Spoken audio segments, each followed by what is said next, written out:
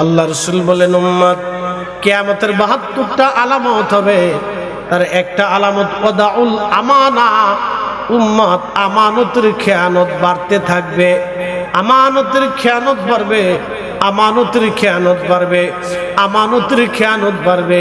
এত পরিমাণে খেয়ানত বাড়ছে, মসজিদ কমিটি মসজিদের টাকাও চুরি করে খায়, এরকম বহু কমিটির চোর ধরা পড়ে গেছে। কি কথা কন না কা? আল্লাহর ঘরের টাকা মসজিদের কমিটি সভাপতি ক্যাশিয়ার চুরি করে খায়, এরকম আছে, সব না, দু একটা আছে। তাহলে বুঝা গেল কি পরিমাণে আমানতের খেয়ানত হলে আল্লাহর ঘরের মসজিদের টাকা চুরি হয়ে যায়, ডান বাম হয়ে যায়। তাহলে কি পরিমাণে আমানতের খেয়ানত।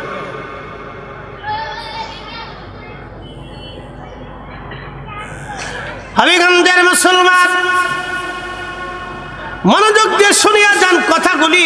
কিয়ামতের আলামত চলতেছে, আমানতের খেয়ানত চলতেছে। আজ আমানতের খেয়ানত, এত বড় আমানতের খেয়ানত ভাইজান, খুব মনোযোগ দিয়েন। হযরত ওমর রাদিয়াল্লাহু তাআলা আনহু তিনি এমন একজন খলিফা, কত বড় খলিফা ছিলেন হযরত ওমর রাদিয়াল্লাহু আনহু, কত বড় খলিফা। বর্তমানে ইরান, তারপরে ইরাক, এরপরে Kuwait, Oman, Yemen, Syria, Lebanon, Libya, Jordan, Saudi Arab, Bahrain, Qatar, তারপরে দুবাই, এরপরে আপনার কি বলে সংযুক্ত আরব আমিরাত, পুরা মিডল ইস্টের বিরাট একটা অংশ, বাংলাদেশের কয়েকশো দেশের সমান একটা দেশের তিনি খলিফা ছিলেন হযরত ওমর। স্ত্রী এসে বলতেছে, স্বামী আমার ঈদের কাপড় কিনবো, কিছু পয়সা করে দেন, বাচ্চাদের কাপড় কেনা লাগবে। হযরত ওমর ডাক দিয়ে বলেন, বিবি রে, আমি একজন খলিফা মাত্র, বাইতুল মাল থেকে মাসিক আমার একটা বেতন ধার্য হয়। বিবি রে, ওই টাকা দিয়ে আমার বাচ্চাদের ভরণ পোষণই শেষ হয় না, বাচ্চাদের সংসার মাস গেলে আমার খরচা পোষে না, আমি ঈদের কাপড় কেনার মতো অতিরিক্ত কোনো পয়সা আমার কাছে নাই। ডান বাম তাকাবেন না, আমার দিকে তাকাবেন। ইসলাম কি জিনিস ওনাদের থেকে শিখে যেতে হবে।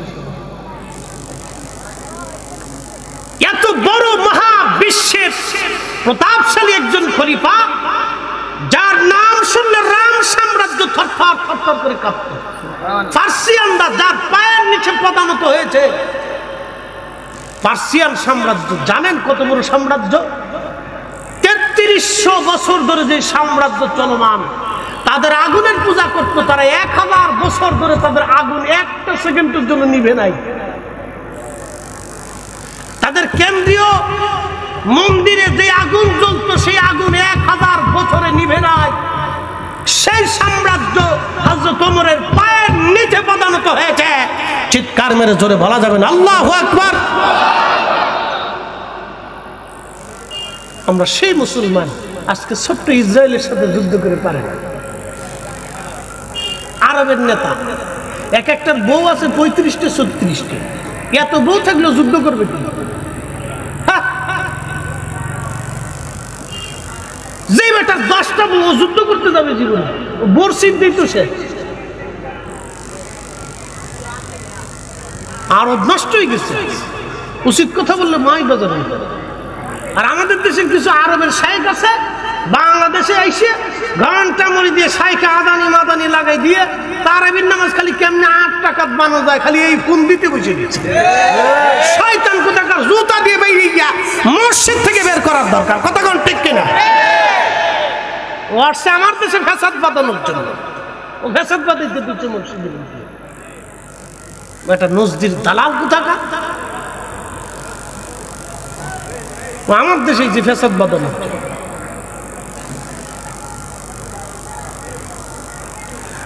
নবীর উম্মত খুব সাবধান করে বলে দিয়ে যাচ্ছি, পৃথিবীর এত বড় অঞ্চলের খলিফা হযরত ওমর ডাক দিয়ে বলতেছে, বিবি, যাহা মাসে পায় ভরণ পোষণ, খেয়েই তো শেষ হয়ে যায়, অতিরিক্ত কোনো অর্থ আমার কাছে নাই। আমি এই তোমার সন্তানদেরকে কাপড় কিনে দিতে পারবো না। হে বিবি ডাক দে বলো, স্বামী গো, তাহলে অর্থমন্ত্রীর কাছে আপনি চিঠি লেখেন, আগামী 1 মাসের বেতন যেন আপনাকে অগ্রিম দিয়ে দেয়। হাবিগঞ্জের মুসলমান, রব্বুল আলামিন মানব জাতিকে দুনিয়ার মধ্যে পাঠাইছেন একটা উদ্দেশ্য নিয়ে। এই মানব জাতি দুনিয়ার ভিতরে যে আমি আল্লাহর ইবাদত করবে, আমি আল্লাহর গোলামি করবে, আমি আল্লাহর আইনগুলি এই মানব জাতি মেনে মেনে আমি আল্লাহর প্রশংসা গুণকীর্তন এই মানব জাতি করবে। আল্লাহ রাব্বুল আলামিন এই মানব জাতিকে তৈরি করার আগে সমস্ত ফেরেশতাদেরকে আল্লাহ ডাকলেন। ডাকার পরে জিজ্ঞেস করলেন, ইন্নী জাইলুন ফিল আরদি খলিফা। ও ফেরেশতারা, পৃথিবীর মধ্যে আমি আল্লাহ আমার প্রতিনিধি পাঠাইতে চাই, আমি আল্লাহর খলিফা পাঠাইতে চাই। আমরা এই মানব জাতি আল্লাহর খলিফা। একসাথে বলবেন না আল্লাহু আকবার। আল্লাহর প্রতিনিধি আমরা এই মানব জাতি। ভূপৃষ্ঠের জমিনে আল্লাহর প্রতিনিধি আমরা, এই জমিনে আল্লাহর প্রতিনিধি আমরা, আল্লাহর প্রতিনিধি আমরা এই ভূপৃষ্ঠে আল্লাহর প্রতিনিধি। এমন প্রতিনিধি হইলাম, মসজিদের জুতা চুরি করলাম। কি কথা কন না, এমন প্রতিনিধি মসজিদের জুতা চুরি করছে, এমন প্রতিনিধি হইলাম। কি প্রতিনিধি আমরা হইলাম, মারামারি কাটাকাটি রক্তপাত আমরা ছাড়তে পারলাম না, অশান্তি বিশৃঙ্খলা আমরা ছাড়তে পারলাম না। মনোযোগ দেন, কোরআন বলতেছে, তখন ফেরেশতারা আল্লাহকে জবাব দিয়ে বলল, আল্লাহ ক্বালু আতাজআলু ফীহা মান ইউফসিদু ফীহা ওয়া ইয়াসফিকুদ দিমা। আল্লাহর কোরআনের ভাষায় ফেরেশতারা বলতেছে, ইয়া রব, এমন জাতি কি আপনি দুনিয়ার মধ্যে পাঠাবেন, এমন প্রতিনিধিকে আপনি দুনিয়ার মধ্যে পাঠাবেন যারা দুনিয়ার মধ্যে ফাসাদ বাঁধাবে। ফাসাদ, অ্যাটেনশন, এই কথাটা খুব ইম্পর্টেন্ট। দুনিয়ার মধ্যে ফাসাদ বাঁধাবে, অশান্তি বাঁধাবে, বিশৃঙ্খলা বাঁধাবে, দুষ্টুমি করবে তারা দুনিয়ার মধ্যে। ফেরেশতারা কিন্তু বলে নাই রব তারা নামাজ পড়বে না, তারা রোজা রাখবে না, তারা হজ করবে না, তারা যাকাত দিবে না। এই কথা কিন্তু ফেরেশতারা বলে নাই। ফেরেশতারা একটা শব্দ বললেন, মাইয়ুবসিদু ফিহা।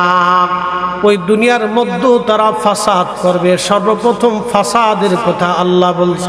ফেরেশতারা বললেন, আল্লাহ এ জাতি দুনিয়ার মধ্যে সর্বপ্রথম ফাসাদ করবে, মারামারি করবে, হিংসা বিদ্বেষ করবে, ঝগড়া বিবাদ করবে, অশান্তি বাঁধাবে, বিশৃঙ্খলা করবে। আজকে আপনি যদি দেখেন সারা পৃথিবীর মধ্যে এমন কোনো গ্রাম নাই যেই গ্রামে ফাসাদ না আছে, এমন কোনো পরিবার নাই যেই পরিবারে ঝামেলা না আছে। ভাই ভাইয়ের মধ্যে ফাসাদ, স্বামী স্ত্রীর মধ্যে ফাসাদ, বাবা ছেলের মধ্যে ফাসাদ, সন্তান মায়ের মধ্যে ফাসাদ। কি কথা বলেন, ঠিক না বেঠে? সব জায়গায় ফাসাদ, সব জায়গায় অশান্তি বিরাজমান, সব জায়গায় অশান্তি বিরাজমান। আল্লাহ চায় বান্দা শান্তিতে থাকুক, আল্লাহ চায় বান্দা সুখে থাকুক, আল্লাহ চায় বান্দা ফাসাদ মুক্ত থাকুক। কিন্তু এই বান্দা ফাসাদ বাঁধায়, অশান্তি বাঁধায়। আমার সমাজে একদল মানুষ আছে বাজান, চগলখোর। চগলখোর, শুয়োরের গোশত যেমন হারাম, কুত্তার গোশত যেমন হারাম, এটার বলে কুত্তাখোর, হারামখোর। আবার আছে নেশাখোর, আবার আছে জেনাখোর, আবার আছে বাজান ওই কি বলে আপনার চগলখোর। গীবতখোর, চগলখোর, জেনাখোর, হারামখোর, এগুলি সব একই খোর। চগলখোর যারা, তারা সমাজের ভিতরে একজনের দোষ আর একজনের কাছে বইলা সমাজের মধ্যে ফিতনা ফাসাদ বাড়ায়, অশান্তি বাঁধায়, ঝগড়া মারামারি সৃষ্টি করে। যার কারণে দেখবেন বিরাট বড় বড় মারামারি হয়। মারামারি কিন্তু বড় বড় মারামারি বড় বড় কারণে হয় না, ছোট্ট বিষয় নিয়ে মারামারির সূত্রপাত হয়।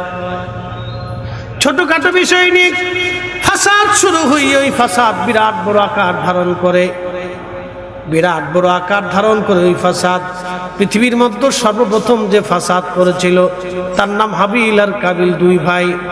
হ্যাঁ বন্ধু, কাবিল ছিল খুব বদমাশ, হাবিল খুব ভালো লোক ছিল। কাবিল হাবিলকে হত্যা করলো, ভাই ভাইকে হত্যা করলো। পৃথিবীর সর্বপ্রথম ভাই ভাইকে হত্যা শুরু হয়ে গেল। এর আগে কোনো মানব জাতির মধ্যে কোনো মার্ডার ছিল না, ভাই ভাইকে হত্যা শুরু হয়ে গেল। সর্বপ্রথম ফাসাদ শুরু হলো একটা নারী নিয়ে।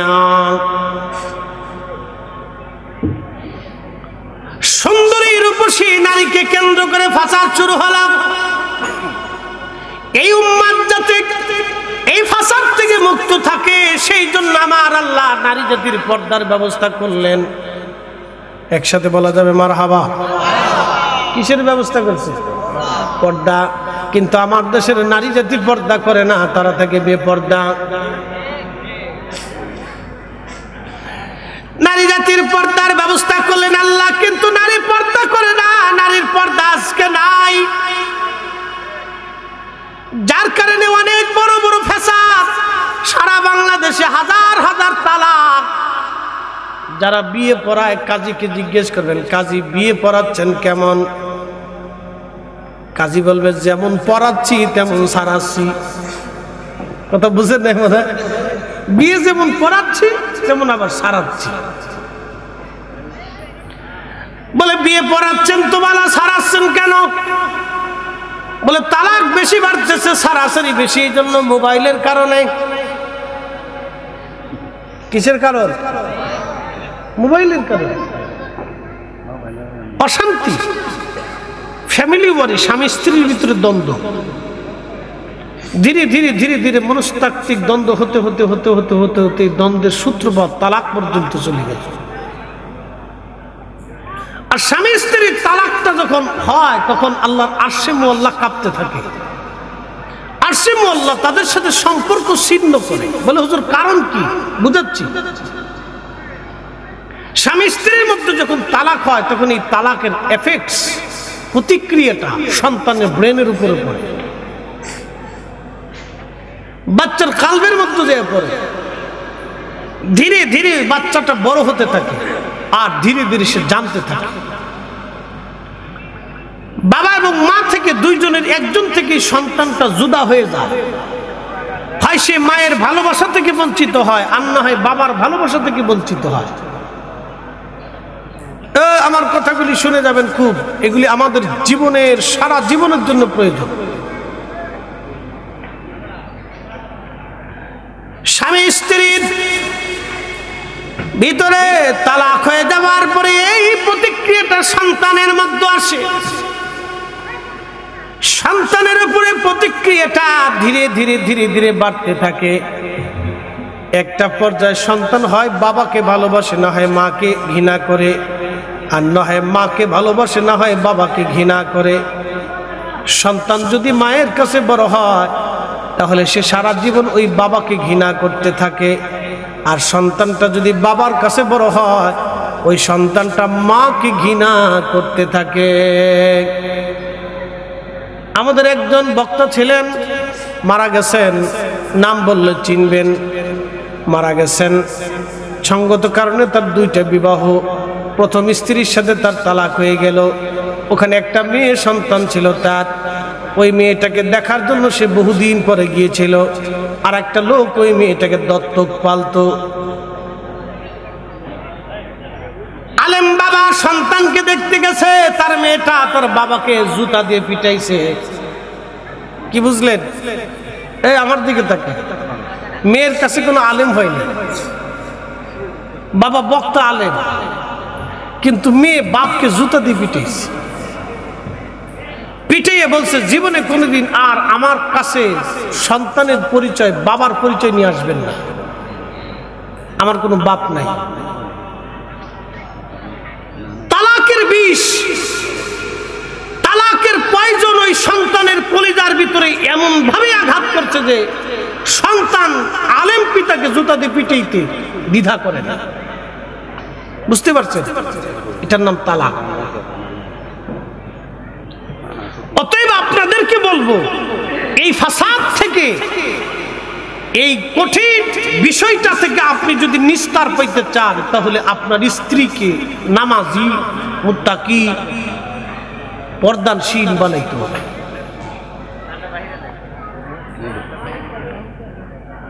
প্রিয় হাবিগঞ্জের মুসলমান, খুবই মনোযোগ দিয়ে শুনিয়া যান। দুনিয়ার মধ্যে আসছি, আবার একদিন আমরা কবরে চলে যাব।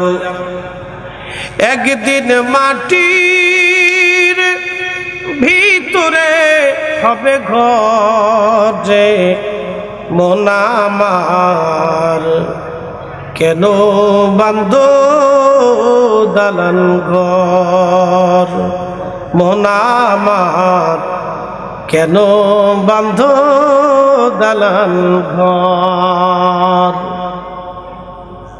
তালাকটা খুব ভয়াবহ, এটাও একটা ফাসাদ আমাদের সমাজের মধ্যে, বড় ধরনের ফাসাদ। যুবক যারা আমার ওয়াজ শুনতেছেন, এই কথাটাকে কলিজার ভিতরে করে ধরে নিয়ে বাড়ি পর্যন্ত যাবেন। মা বোনরা যারা আমার কথাগুলি শুনতেছেন, তালাকের সিদ্ধান্ত নেওয়ার আগে আপনারা এই কথাগুলি ভালো করে মনে করে রাখবেন। এই তালাকটা শুধু নিজের উপরে আসে না, সন্তানদের উপরে এক বড় এফেক্টস পড়ে। শুধু সন্তান না, পরিবারের উপরেও পড়ে। ও মুসলমান, আল্লাহর নবী উম্মতকে কত সুন্দর করে শিখাইলেন, উম্মত তোমার স্ত্রীর সাথে যদি বেমানান হয়ে যায়, তাহলে তুমি তার সঙ্গে কথা বন্ধ করে দাও। কথা বন্ধ করার পরে তোমার স্ত্রী যদি তোমার প্রতি আকৃষ্ট না হয়, তাহলে তার থেকে তুমি বিছানা জুদা করে দাও। তার মানে এরকম না যে আপনার স্ত্রীকে আপনি বাপের বাড়ি পাঠাই দিবেন আর আপনি আপনার নিজের বাড়ি থাকবেন, অথবা আপনি আপনার স্ত্রীকে নিজের বাড়ি রেখে আপনি অন্য জায়গায় চলে যাবেন। বিষয়টা এরকম না, একই ঘরের মধ্যে বিছানা আলাদা হবে। মাসালাটা বুঝেন। আল্লাহ রাসূল 1450 বছর আগে ফাসাদ থেকে উম্মতকে বাঁচানোর জন্য ইন্নী জাইলুন ফিল আরদি খলিফা, আমরা আল্লাহর খলিফা, আল্লাহর প্রতিনিধি। ফেরেশতারা আল্লাহকে বলেন, ক্বালু আতাজআলু ফিহা মান ইউফসিদু, এরা দুনিয়াতে ফাসাদ করবে, এরা দুনিয়াতে ফাসাদ করবে, অশান্তি সৃষ্টি করবে। আল্লাহ দুনিয়া থেকে রাসূলুল্লাহ উম্মতকে এই তালাকের ফাসাদ থেকে বাঁচানোর জন্য নবী উম্মতকে শিখাচ্ছে। স্ত্রীর সাথে ঝগড়া হয়েছে কোনো বিষয় নিয়ে, হতেই পারে। সব স্বামীদের ভিতরে স্ত্রীদের ভিতরে ঝগড়া হয়, ফিস সাবরাত থেকে মুক্ত না। বক্তা সাহেব আমরা এখান থেকে মুক্ত না, আমরাও লাগে, ঝগড়া লেগেই যায়। ঝগড়া লাগার পরে কি করবে? হযরত আলীর সাথে ফাতেমার ঝগড়া হলো, একসাথে বলবেন আল্লাহু আকবার। কার সাথে কার ঝগড়া হয়েছে চিন্তা করেন তো। আলীর সাথে ফাতেমার ঝগড়া হয়েছে।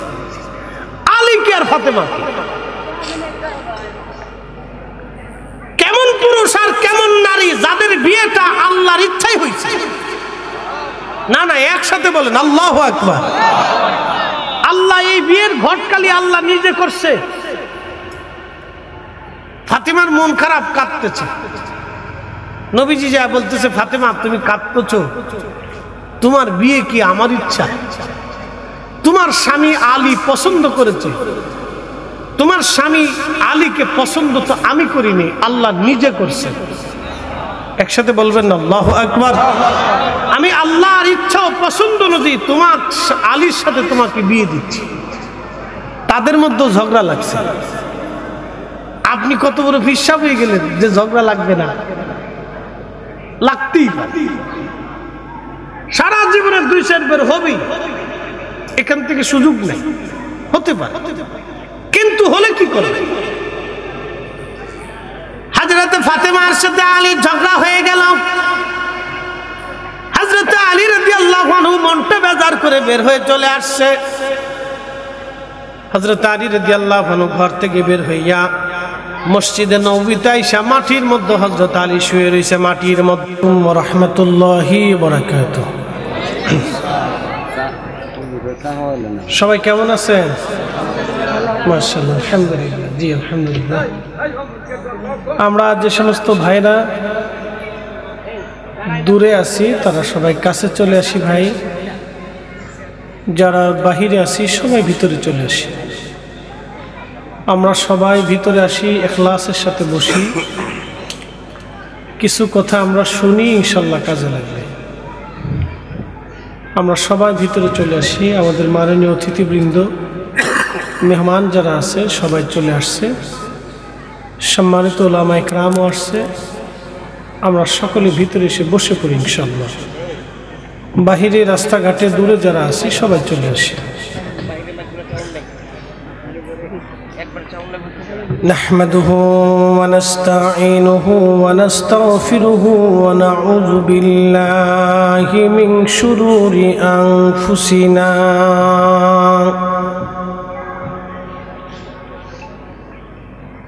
ومن سيئات أعمالنا من يهده الله فلا مضل له ومن يضلله فلا هادي له ونشهد أن لا إله إلا الله وحده لا شريك له ونشهد أن محمدًا عبده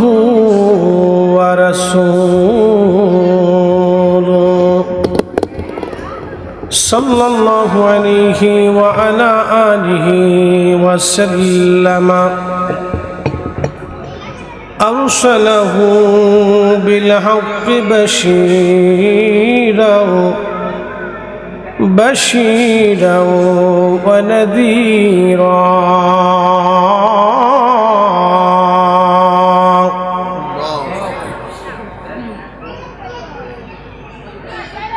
وداعيا إلى الله بإذنه وسراجا منيرا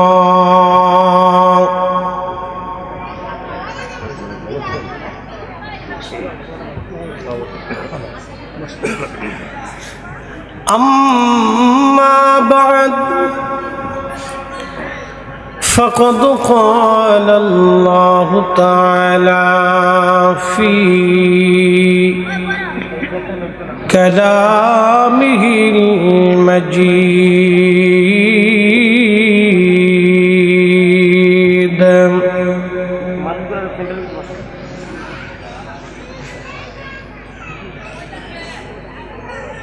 قل إن الموت الذي تفرون منه فإنه ملاقيكم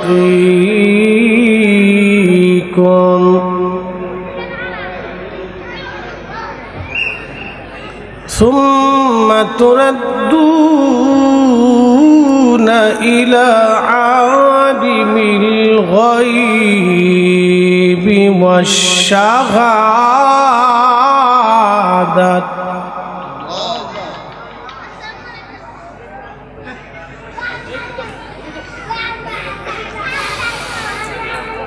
قل إن الموت الذي تفرون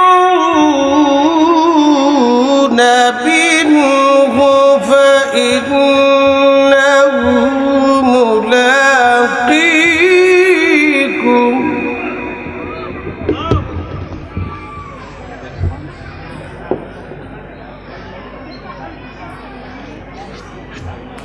ثم تردون إلى عالم الغيب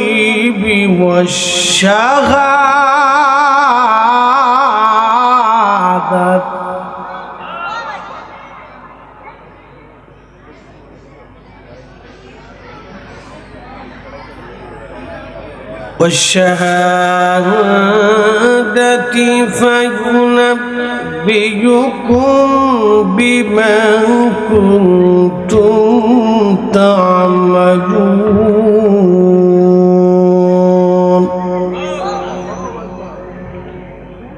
صدق الله المولانا العظيم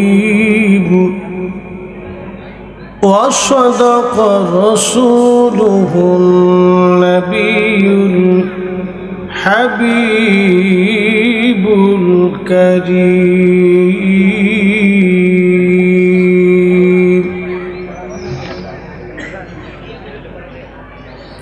في شان حبيبه ومحبوبه إن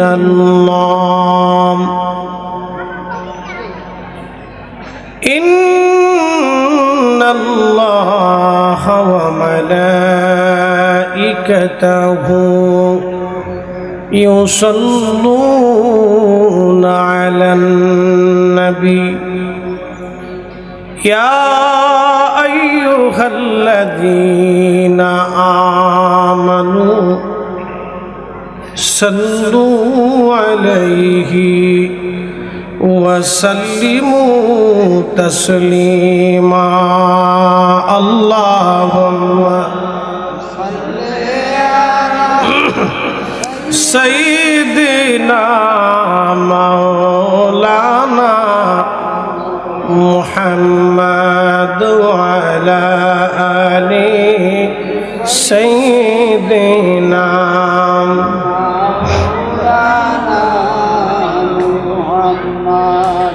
বাড়ি বাড়ি করো রে মন এ বাড়ি ঘর তোমার নাম যেই বাড়িতে শুইবার মন কবর তাহার ঠিকানা আল্লাহুম্মা হ্যাঁ মাশাআল্লাহ আল্লাহু আকবার লানা মুহাম্মাদ আলা আলি সাইয়্যিদিনা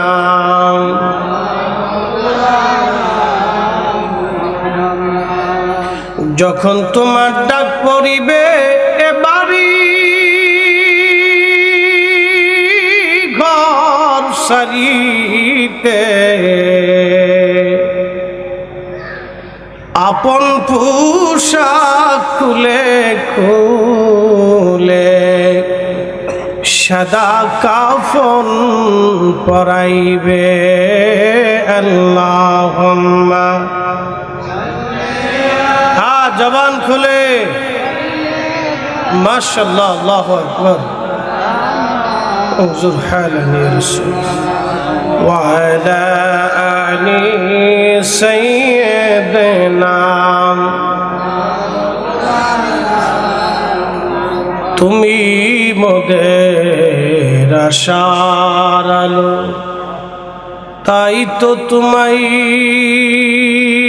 বাসি ভালো তুমি মোদের আশার আলো তাই তো তোমায় বাসি ভালো হৃদয় নামের ফুলদানিতে হৃদয় নামের ফুলদানিতে গেথে রেখেছি প্রেমের মালা ইয়া রাসূলুল্লাহ ইয়া হাবিবাল্লাহ বলেন ইয়া রাসূলুল্লাহ ইয়া হাবিবাল্লাহ ইয়া রাসূলাল্লাহ বালাগাল উলা বিকামালিহি কাশাফাত দুজা বিজামালিহি হাসনাত জামিউ খুসালিহি সাল্লু আলাইহি ওয়ালিহি কালেমা তাওহীদ আরশে লেখা বামেত মুহাম্মদ আকা হাবিবের পাশ। আল্লাহ রাসূল বলেন, উম্মত রে, তোমার যদি কঠিন রাগ হয়ে যায়, তুমি রাগকে কিভাবে কন্ট্রোল করবা? তোমার রাগ যদি এসে যায়, তুমি দাঁড়ায় থাকলে তুমি বৈশা পড়বা। বসার পরেও যদি রাগ কন্ট্রোল না হয়, তাহলে বসার থেকে তুমি মাটির মধ্যে শুয়ে পড়বা। বিছানায় না, মাটিতে। আল্লাহি বিল্লাহি তাল্লাহি, আসমান ওয়ালার কসম, হাজার কঠিন রাগ মাটির মধ্যে শোয়ার সাথে সাথে রাগ মিটে যাবে। একসাথে বলবেন আল্লাহু আকবার। এটা আল্লাহ রাসূলের রূহানি চিকিৎসা। আপনি মাটিতে শোয়ার সাথে রাগ মিটে যাবে। আপনি শুয়ে দেখেন, মাটিতে শোয়ার সাথে, মাটির সাথে শরীরে অ্যাডজাস্ট লাগার সাথে আপনার এই শরীরের রাগ মাটির সাথে মিশে যাবে। এমন রূহানি চিকিৎসা 1450 বছর আগে আল্লাহ রাসূল দিয়ে গেছে। 1 টাকাও লাগবে না, 1 টাকাও লাগবে না। মাটির ভিতরে শোয়ার সাথে সাথে রাগ মিটে যাবে। আল্লাহ রাসূল এই রূহানি চিকিৎসা দিয়ে গেলেন। হযরত আলী মসজিদে নববীর মাটির মধ্যে শুয়ে আছে। আল্লাহর নবী গেলেন ফাতেমার বাড়ি। ফাতেমা রে, আমার আলী কই? দেখেন শ্বশুরের ভূমিকাটা কি। আমরা যারা শ্বশুর হবেন, যারা শ্বশুর হয়েছেন, তারা শুনে রাখেন, মেয়ের সংসার বাঁচানোর জন্য শ্বশুরের একটা ভূমিকা থাকতে পারে, শাশুড়ির ভূমিকা আছে। আল্লাহর নবীজি গেলেন ফাতেমার বাড়ি, ডাক দিলেন, ফাতেমা, আমার আলী কই? বলে, আব্বা জান, আজকে একটা ভুল হয়ে গেছে। কি ভুল করছো ফাতেমা? আপনার আলীর সাথে আমার তুমুল ঝগড়া হয়েছে। আপনার আলী মন বেজার করে ঘর থেকে বের হয়ে কোথায় যেন চলে গেছে। আল্লাহর নবী সাথে সাথে ধমক দিলেন, এই ফাতেমা, করছো কি? একসাথে বলবেন না মারহাবা। নবী তার বেটিকে ধমকাচ্ছে, এই করছো কি? তুমি আমার আলীর মনে কষ্ট দিছো। আর আমরা দেশের শ্বশুরে লিখেছি, জামাইরে বক্কে বক্কে দিছাস, গোলামের ফুত আমার মাইয়ের সাথে ওরেজকে দেখে দিছি, বাস এই লেগে গেল, শেষ। সিস্টেমটা এরকম না, আল্লাহ রাসূল শিখিয়েছে। করছো কি তুমি? আমার আলীর মনে কষ্ট দিয়ে ফেলছো। আল্লাহ রাসূল বলেন, ফাতেমা, আমার আলী কই? বলে, আব্বাজান বের হয়ে গেছে। কোথায় গেছে বলতে পারি না। হুজুর করিম সাল্লাল্লাহু আলাইহি সাল্লাম বের হয়ে আসছেন। খুঁজতে খুঁজতে খুঁজতে খুঁজতে জামাই খুঁজতে বের হয়ে গেছে। একসাথে বলবেন না মারহাবা। জামাইরে খুঁজতে, রাগ মিটানোর জন্য খুঁজতে খুঁজতে এসে দেখে মসজিদের নববীর মধ্যে মাটির মধ্যে শুয়ে রয়েছে। আল্লাহর নবী কাছে বসলেন। শ্বশুর যখন কাছে বসে, এখন আপনারা বলেন জামার কি আর রাগ আছে? শ্বশুর কাছে বসে ডাক দিতেছি, আবা তোরা, ও মাটিওয়ালা, উঠেন আর মাটির মধ্যে শুয়ে থাকেন না, আসেন। মারহাবা কন। হাত ধরে টান দিছে। হযরত আলীর মন নরম হয়ে গেছে। ঝগড়া ফাসাদ শেষ। এটার নাম শ্বশুর। শ্বশুর শ্বশুরের মতো হওয়া লাগবে। এই জন্য বিয়েটা করার আগে হিসাব কিতাব করে বিয়ে করা লাগে। আপনারা খালি চামড়া সুন্দর দেখলে পাগল হয়ে যান।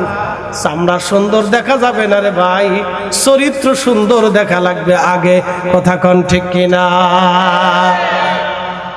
ছেলে পাইলে খালি মাইয়ে দিবেন না, আগে দেখতে হবে ছেলের চরিত্র ভালো কিনা। গরিব যদি হোক তাও সমস্যা নাই। গাঞ্জুটি, হিরোইনসি, বাপ চরিত্র, ইফটিজিং ওয়ালা, এরকম পোলার কাছে যদি মাইয়া বিয়ে দেন, তাহলে আপনার মেয়ের জীবন চরিত্র নষ্ট হয়ে যাবে। অতএব নেশাখোর আর বদ চরিত্র বেয়াদব এদের এইরকম ছেলেদের কাছে মেয়ে বিবাহ দেওয়া যাবে না। যদি বিয়ে দিয়ে দেন তাহলে আপনার মেয়ের জীবন নষ্ট হয়ে যাবে। চরিত্রবান ছেলেদেরকে আপনি মেয়ে বিয়ে দিয়ে দেন, ও গরিব হোক আপনার মেয়ে সারা জীবন সুখে থাকবে। একবার জোরে বলা যাবে কে মারহাবা। কষ্ট হচ্ছে? বুঝে যান। এবার বলতেছি মেয়ে বিয়ে কেমনে দিবে। পৃথিবীর মধ্যে একজন বিশ্ব শ্রেষ্ঠ আলেমদের ভিতরে একজন আলেমের নাম আব্দুল্লাহ ইবনে মুবারক। ফিকহের এমন কোন কিতাব নাই যে কিতাবে ওনার নাম লেখা না আছে আব্দুল্লাহ ইবনে মুবারক। ওনার বাবার নাম ছিল মুবারক। মুবারক এক তুর্কি ধনী ব্যক্তির গোলাম ছিল। গোলাম তো বুঝছেন দাস। দাস হলে কি হবে? যুবক মুবারক খুব আমানতওয়ালা ছিল, খুব আমানতওয়ালা। তো মুবারককে কিনে নিয়ে মালিক বলতেছে, তুর্কি মালিক, মুবারক আমার অনেক বড় বড় ফলের বাগান আছে, আঙ্গুরের বাগান, আনারের বাগান, আপেলের বাগান, কমলার বাগান, মালটার বাগান, খেজুরের বাগান। মুবারক তুমি আনার বাগান পাহারা দিবে, বাগান পরিচর্যা করবে, বাগান দেখে শুনে রাখবে। মালিক তাকে বাগান দেখতে দিয়ে চলে গেছে। 6 বছর পরে আসছে। কত বছর? জোরে কর। 6 বছরে যদি আপনি দোকান কোন কর্মচারীর বসে রেখে দিয়ে যান, যে কর্মচারী দোকানটা দিয়ে গেলাম, ভালো করে দেখিস, কর্মচারী করে জানকে আমি দেখে দিবারি, এমন দেখাই দেখছে যে দোকান শুদ্ধি বিচ্ছে লাগছে। কি কথা কন না? এই জন্য আমাদের জীবনের চরিত্র ভালো না দেখে আমাদের তকদির পরিবর্তন হয় না। কর্মচারী যদি মনে করে আমার মালিক বাঁচলে আমি বাঁচবো, তাহলে কর্মচারীও বেঁচে যাবে, মালিকও বেঁচে যাবে। কিন্তু আমরা দেশের মানুষের অধিক পথ চরিত্র হলো যে আরেকজন একটা মাইরে খাইয়া কত তাড়াতাড়ি ধনী হতে পারে। এই চিন্তা করার কারণে মালিকও মরে যায়, কর্মচারীও মরে যায়, হাঁসও মরে যায়, ডিমও বাদ হয়ে যায়। কি কথা কন না? আমরা বদ চরিত্র কবে চেঞ্জ হবে জানি না। হযরতে মুবারক রাহমাতুল্লাহ আলাইহি 6 বছর পরে মালিক আবার আসছে। আসার পরে বলতেছে, মুবারক আমাকে আনারের বাগান থেকে একটা টক আনার এনে খাওয়াও। মুবারক আনার আনতে গেছে। মুবারক আনার নিয়ে আসলেন, কিন্তু আনারটা টক হলো না, আনার হলো মিষ্টি। মালিক ডাক দিয়ে বলে, মুবারক তোরে এই বাগান পরিচর্যা করতে দিলাম, কোনটা আনার টক হবে মিষ্টি হবে বুঝিস না, আমার আনার আনতে বললাম টক, তুই আইনে দিলি মিষ্টি, কারণটা কি? মুবারক রাহমাতুল্লাহ আলাইহি বলতেছে, মালিক আমি কি করে বুঝবো কোনটা টক আর কোনটা মিষ্টি? বলে, বেটা বলিস কি, 6 বছর ধরে বাগান পরিচর্যা তুই করিস, দেখাশোনা করিস, তুই জানিস থেকে আমি জানবো? মুবারক রাহমাতুল্লাহ আলাইহি ডাক দিয়ে বলল, মালিক ক্ষমা করে দিবেন, 6 বছরে আনারের বাগান আপনি দেখতে বলেছেন, পরিচর্যা করতে বলেছেন, খাইতে বলেন নাই। আমি 6 বছর আনারের বাগান পাহারা দিয়েছি, আমি একটা আনার কোনোদিন খাইয়ে দেখি নাই কোনটা কোনটা মিষ্টি। একবার জোরে বলা যাবে কি মারহাবা।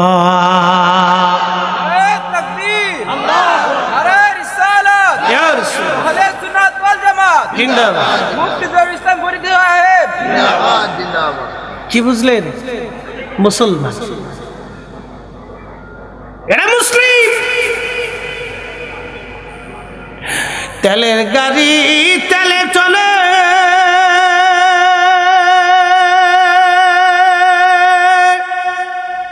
হাওয়ার গাড়ি হাওয়ায় উড়ে, বিনা তেলে চালায় গাড়ি নবী সুলাইমান।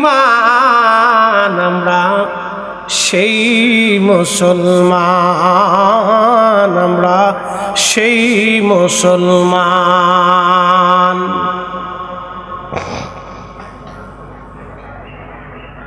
হযরত মুবারক মালিক ডাক দেখে, মোবারক বলিস কি, 6টা বছর বাগান পাহারা দিচ্ছ, একটা দিনের জন্য কি তুমি বাগানের ফল খেয়ে দেখো নাই? বলে মালিক, ফল তো খাইতে বলেন নাই, পাহারা দিতে বলেছেন। আমি 6টা বছর ধরে আনারের বাগান আমি পাহারা দিয়ে যাচ্ছি, একটা ফল আমি কোনদিন খেয়ে দেখি নাই, কোনটা টক কোনটা মিষ্টি। চিৎকার মেরে জোরে বলবেন কি আল্লাহু আকবার? না না হয় না, আরো জোরে বলেন আল্লাহু আকবার। এরা ছিল মুসলমান, এরা মুসলমান, এরা মানুষ, এরা মুসলমান, এরাই হলো অরিজিনাল আল্লাহর প্রতিনিধি।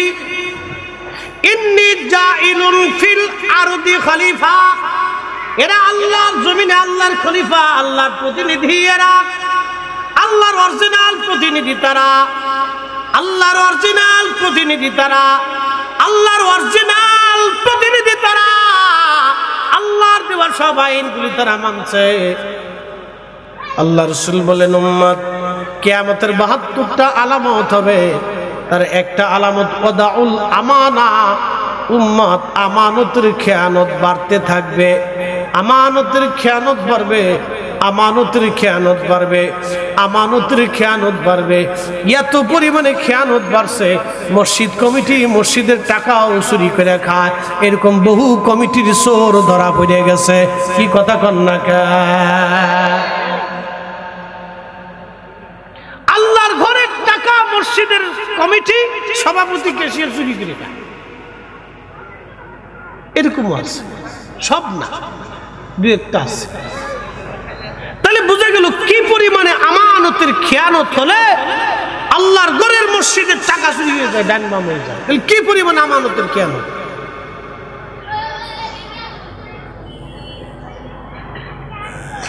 হাবিগঞ্জের মুসলমান, মনোযোগ দিয়ে শুনিয়া যান কথাগুলি। কিয়ামতের আলামত চলতেছে, আমানতের খেয়ানত চলতেছে। আজ আমানতের খেয়ানত, এত বড় আমানতের খেয়ানত। ভাইজান খুব মনোযোগ দিয়েন। হযরত ওমর রাদিয়াল্লাহু তাআলা আনহু, তিনি এমন একজন খলিফা, কত বড় খলিফা ছিলেন হযরত ওমর রাদিয়াল্লাহু আনহু, কত বড় খলিফা। বর্তমানে ইরান, তারপরে ইরাক, এরপরে Kuwait, Oman, Yemen, Syria, Lebanon, Libya, Jordan, Saudi Arab, Bahrain, Qatar, তারপরে দুবাই, এরপরে আপনার কি বলে সংযুক্ত আরব আমিরাত, পুরা মিডল ইস্টের বিরাট একটা অংশ, বাংলাদেশের কয়েকশো দেশের সমান একটা দেশের তিনি খলিফা ছিলেন হযরত ওমর।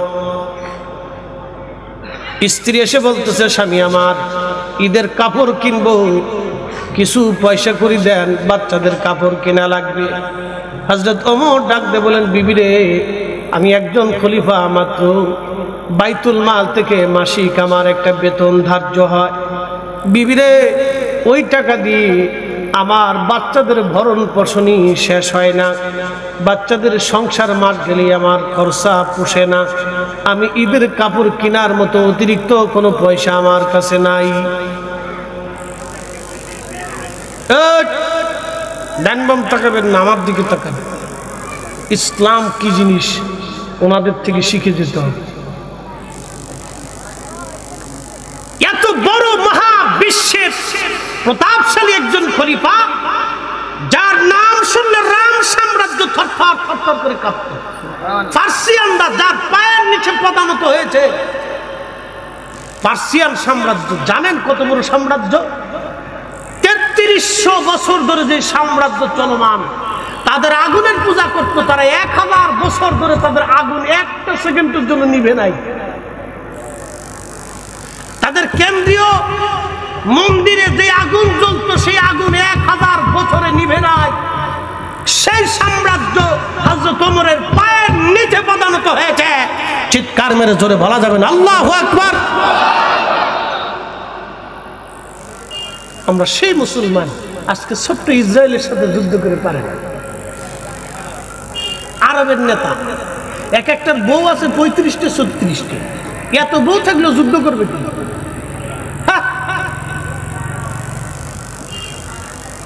আর 10টা বউ যুদ্ধ করতে যাবে জীবনে, বর্ষির দিই তো সে আরব নষ্ট হয়ে গেছে। উচিত কথা বললে মাই বাজারে।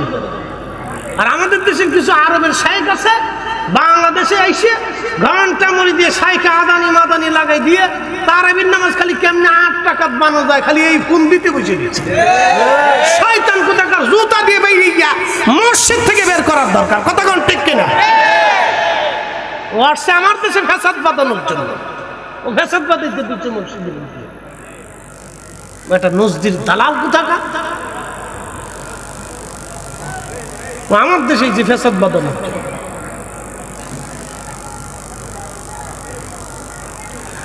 নবীর উম্মত খুব সাবধান করে বলে দিয়ে যাচ্ছি, পৃথিবীর এত বড় অঞ্চলের খলিফা হযরত ওমর ডাক দিয়ে বলতেছে, বিবি যাহা মাসে পায় ভরণ পোষণ খেয়ে তো শেষ হয়ে যায়, অতিরিক্ত কোনো অর্থ আমার কাছে নাই। আমি এই তোমার সন্তানদেরকে কাপড় কিনে দিতে পারবো না। হে বিবি ডাক দিয়ে বলো, স্বামী গো, তাহলে অর্থমন্ত্রীর কাছে আপনি চিঠি লেখেন, আগামী 1 মাসের বেতন যেন আপনাকে অগ্রিম দিয়ে দেয়।